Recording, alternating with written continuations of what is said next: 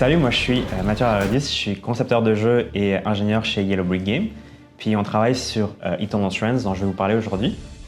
Eternal Strands, c'est un jeu d'action-aventure à la troisième personne où vous allez incarner Brynn, qui est une tisseuse. Donc il y a un personnage dans ce monde-là qui peut utiliser des armes, mais aussi des pouvoirs magiques qui viennent de son mantle.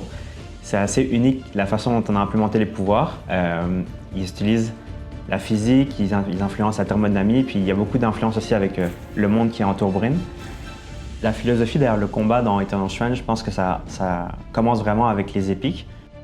Donc, nos épiques dans le jeu, c'est des géants de 25 mètres qui ont vraiment un impact sur le monde qui les entoure. Ils sont vraiment physiques. Quand ils marchent, on sent leur impact au travers de notre monde. Quand ils ramassent un objet, ils utilisent vraiment cet objet, puis ils peuvent l'avoir dans leurs mains.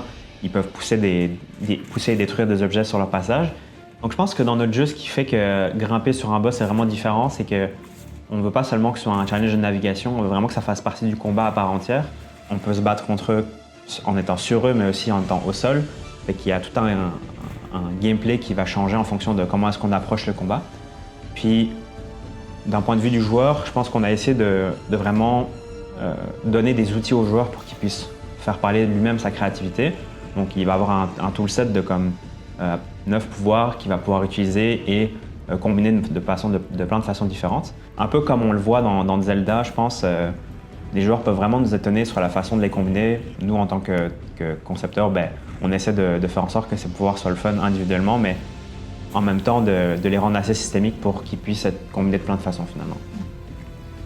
Quelques exemples de ça, c'est par exemple, dans nos pouvoirs de télékinésie, on a une bulle de tickets qui peut en fait bloquer les ennemis puis les empêcher de partir, mais aussi exploser à la fin. Sauf qu'on peut utiliser nos pouvoirs de feu et nos pouvoirs de glace pour renforcer encore plus cet effet. Dans Eternal Strands, on a aussi des événements météorologiques qui peuvent complètement changer la température ambiante de tout le niveau.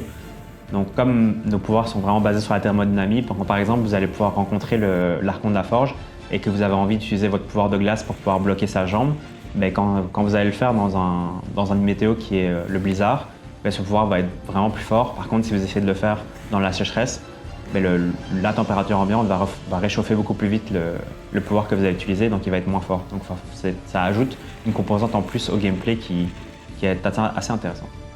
Eternal Strands, ça a vraiment été un projet de passion pour notre équipe de vétérans à Québec.